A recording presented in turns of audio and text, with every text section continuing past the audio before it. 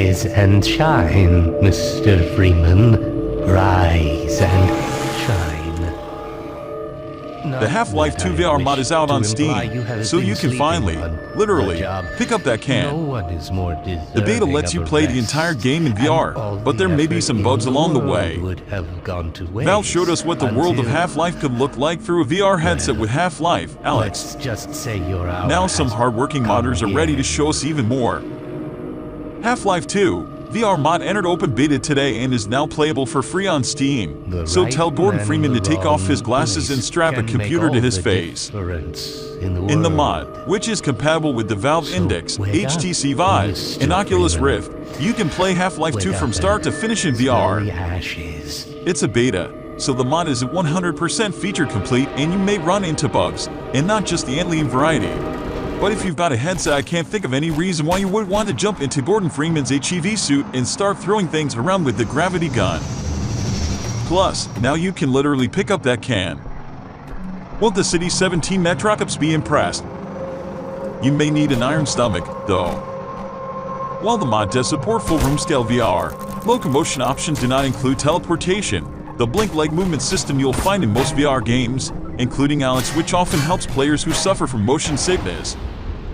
Due to HL2's ever-present physics engine, it is incredibly hard to prevent any and all possible induced locomotion on the player, and so it is not yet clear if teleport can be implemented in a meaningful way, the modders say. We are still looking into it, but can't make any promises.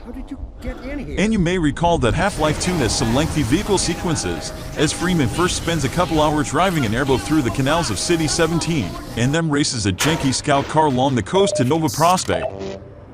Think about all the speeding, wobbling, veering, crashing, and bouncing in those vehicles, and then think about doing it in VR. Unless you're immune to nausea, there's a good chance you'll feel like whooping your cookies as you're careening around. The mod's developers have worked hard to lessen the negative effects of driving in VR, though. We have done our best to smooth the view during those rides to minimize motion sickness, they say. Even so, the rides still require strong VR legs.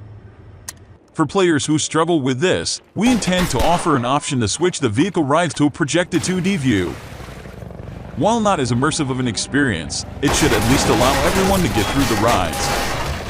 Despite a lack of teleportation locomotion, except for the kind provided by Dr. Kleiner's lab, the mod has both smooth and snap turning, customizable controls, full support for left-handed players, and a laser sight for weapons to make aiming easier. And to turn your flashlight on, all you have to do is tap your head, which is handy. Naturally, the 2004 game isn't going to look nearly as beautiful as 2020's Half-Life, Alex, but the idea of craning your neck to gaze up at the Citadel in City 17 is pretty darn compelling,